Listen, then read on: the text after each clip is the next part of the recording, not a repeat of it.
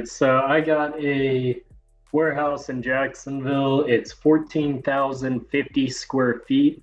There's four tenants in place, three of which are paying below market rents, one's paying at market rents. The owner wants 4 million for it. Based on the NOI I've seen, I think it's way out of reach, but I wanted to kind of learn how to use this sheet to pitch the deal better to someone that might want to take a stab at it in the low threes is kind of where I valued it just based on the NOI. I got the NOI if you want me to share that with you, or I think I have it in the sheet already. I got their taxes also, but I'm missing a bit of the other information. Sure, no problem.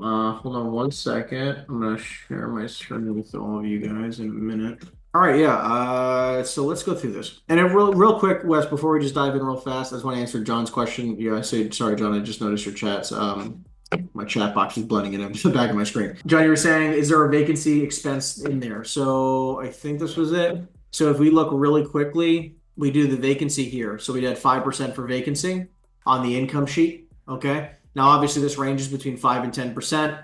If they sign a long-term lease, which is, there's an occupant, like this furniture tenant, which Chelsea's working on getting in there. You have a single tenant, you're probably going to do 5%. If they sign a 10-year lease as an example. But yeah, that's where you see that. And then the second one says, are you only closing once the tenant's usage is approved? I thought you said it was continued. Yeah, the letter of intent she's submitting would be based off of that tenant not only getting approved, but actually liking the space and wanting to move in. Like it'd be actually getting a lease agreed. Here we go. Which, by the way, I do all the time on vacant buildings. So let's talk about this deal, Wes. Quickly just recap everything really fast. You think this is an ACAP market? I think so. I know people are trying to sell around low sevens, but I see it more as an eight based on recent comps. It could. I sold a building right down the road from it not too long ago. We actually got it at a 6.8.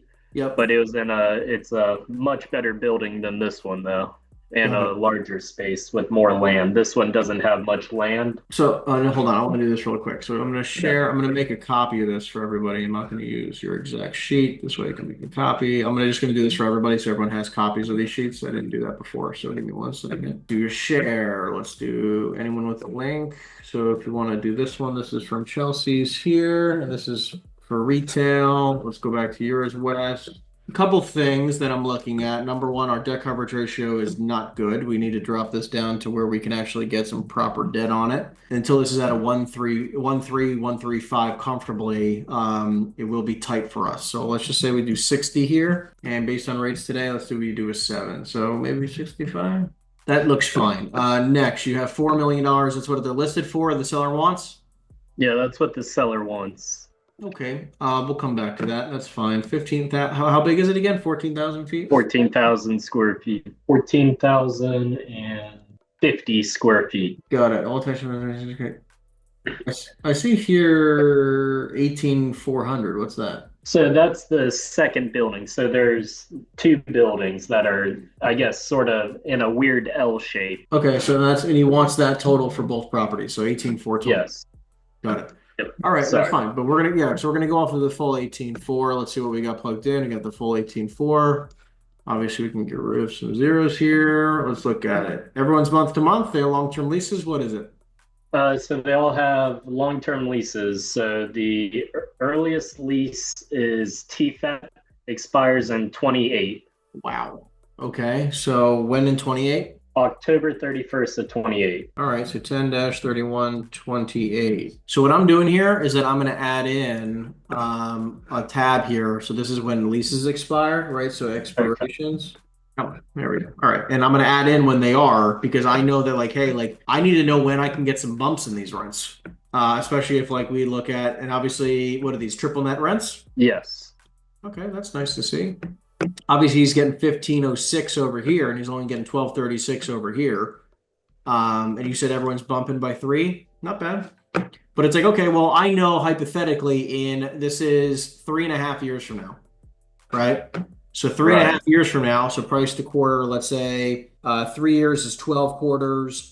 14 would be 3.5. So let's do 14-15 quarters. I can get to a price per square foot of at least, let's say, probably $16, because that's going to be this plus 3%, right? Right. Gradually raise, which will be able to get me to, let's do 16. How much did, okay, hold on 1 second before I do this real quick. How much did you get for reimbursements? $6? Let's That's see. what you have. That's what you have. So Yeah. 16, we're gonna do plus $6. We're gonna do that. So we got the 16 plus 6. We got the 22 times the square footage here, divide by 12. Right. So now I can get our total rents to this number in the next, in 14 to 15 quarters. Okay. Now this is why it's so important because again, to confirm exactly what this will be worth, now that that's plugged in the right way, if I go back to our summary page, that should have affected this number, right? Which by the way, let's go back. Here, ready? Actually, let me do Control Z. One second. I just want to copy this so I don't lose it for sure. Let's copy it. Let's delete it. Where are we at? Okay. It's saying it did nothing. Okay, that's great. Okay. We don't see any bump whatsoever. That's good. Okay, there you go. I don't know why 14-15 doesn't do anything. All right. There you go. So that should have affected it. Okay, great. We increased the implied value, by the way, by 250 grand. That one thing. Like that, and again, we didn't do anything else other than just make sure that we know that when that lease is up, we get the bump. Next, is there any other leases in here that we can look at that are coming due within the next, let's say, 20 quarters? Yes. So I actually just saw it. Party expires February 29th of 28. Okay, hold on. So 2 29, 28. 28. We got a leap year coming up. That's nice. Okay, cool. So this is less than 3 years away. Okay, so this is like let's say 2 years and 3/4.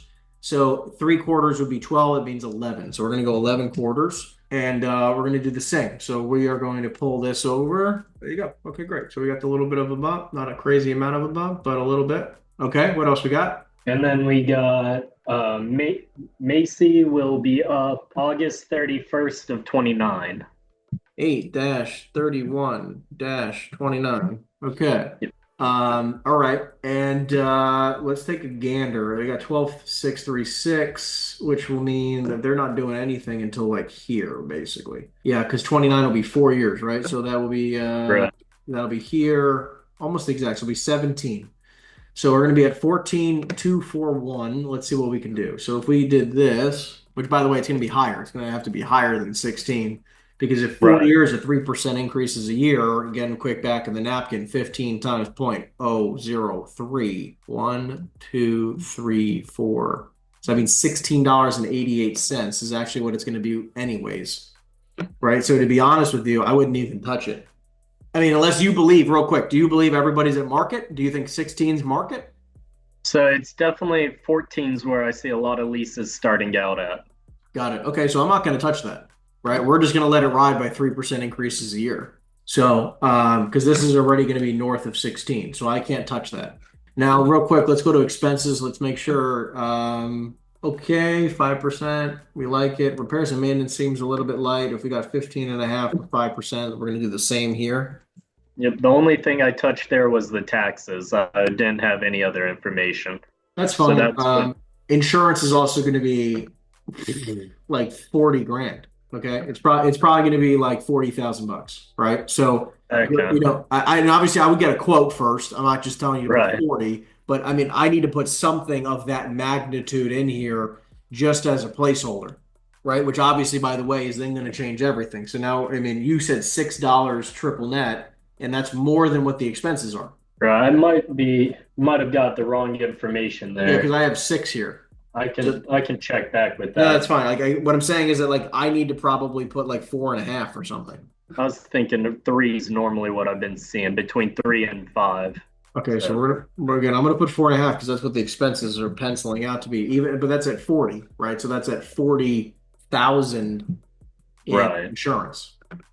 Okay, which is shockingly less expensive. But anyways, I'm going to go down here, and this one changed to 4.5. And I'm going to do the same thing here. Now, obviously, this is going to change the deal drastically. This is going to change the deal drastically. Yeah, okay, look at our implied value.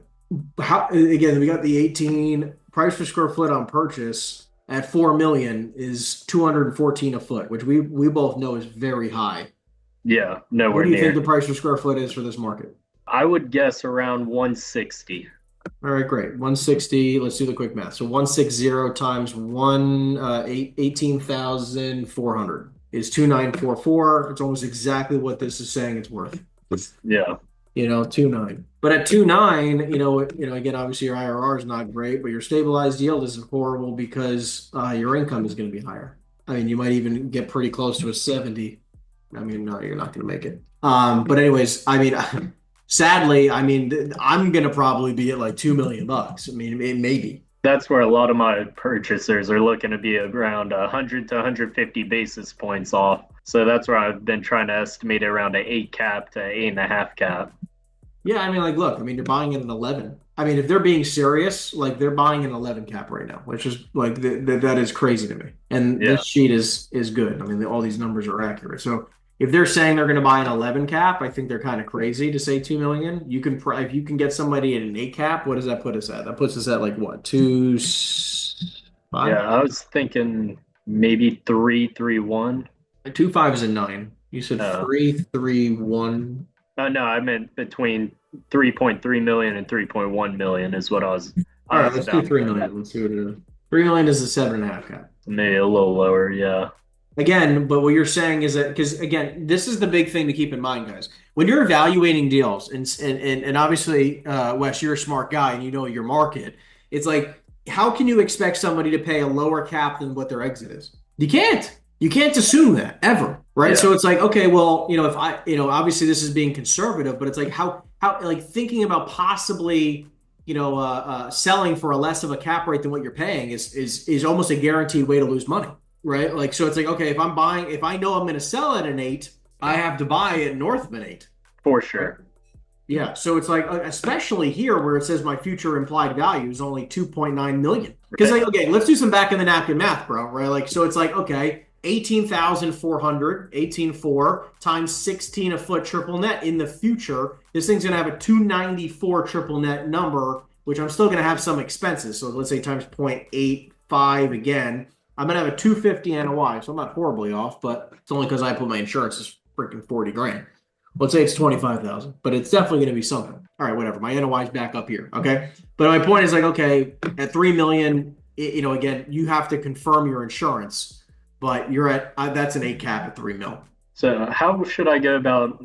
So this is I've only spoken with the owner. I haven't put this in front of any buyers yet.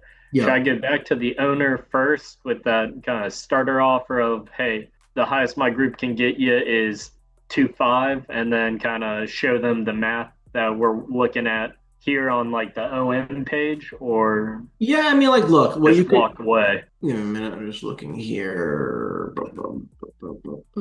So look, I'm not a huge fan of sharing these types of information with people, but you technically can, okay, obviously, because again, if you want to present the 2.5 and they're like trying to go wishy-washy on you, I mean, maybe again, like maybe this is like 75,000. I'm trying to be conservative here, but you can try to explain to them like, look, like based on what we're buying it today and what the future value of this asset is, like the future income on this deal is only going to be at most, okay? And look, I'm saying more than what you're renting it for. I'm saying 16 triple net. So it's like you only have it rented between 12 and 15. Your average rent right now is $13.40 triple net. I am agreeing with you that I think the income can go up. But I'm saying at most, okay, that if all of these are rented at 16 triple net, we're only looking at around 250 after some expenses that we're going to pay no matter what. I'm going to pay management. They're not going to pay management. I'm going to pay repairs and maintenance for the most part, even with triple net rents. I still have to budget some expenditures that I'm going to have because it's not going to be zero. Okay. Right. And you also have to budget for a vacancy rate of, I mean, okay, wait a second. The 15%, that's fucking crazy. Jesus Christ. You don't need 15% vacancy. You can definitely have like closer to 5. Okay. So it's like, okay, obviously that's going to help the deal a smidge. Funny enough, we're actually back to where you are, back to where you were here. But it's definitely not. I'm curious how the fuck it's doing that because you have 18,400 feet times 16 triple net. That's a 294. So it's only taking off a very minimal amount of expenses at the end. Let's do this. Let's go to expenses. Let's do 3. There we go.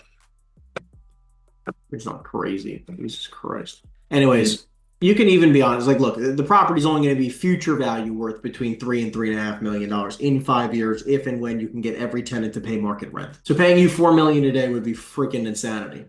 let alone the price per square foot markers, like on stabilized sale. We can't be at 200 a foot. Like no one's paying 200 a foot right now. Yeah. And you can show comps at 200 a foot. I mean, like, or not, and not at 200 a foot. You can show comps at like, this is what's selling. Here's all of the comps in your market. You know, this is where I think doing, like, I'm a reverse type of guy where, like, instead of sending them a proposal with all the comps and the BOV bullshit without the offer, I go the other way. I go offer first, and then I'll be like, hey, here's all your comps to show you. Right.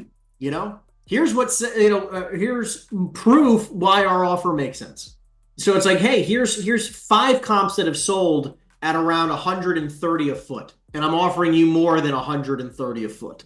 You know, and you could say, hey, here's 5 comps of showing the properties are trading between at a 9 to 10 cap. I mean, obviously you need to show proof of stuff like that, but like that's why I'm saying be careful of what you show. Makes sense. Yeah. I'll just have to give him a call and walk him through the numbers, not show him everything. This is also exactly what I mean. By the way, I'm going to make a copy of this real quick. Make a copy. This is why. This is also why. This is proof of like making sure that you sift out these types of people, because not everybody is motivated to sell. And you might be talking to some guy who's crazy and wants 4 million for a property that in 5 fucking years won't even be worth $4 million.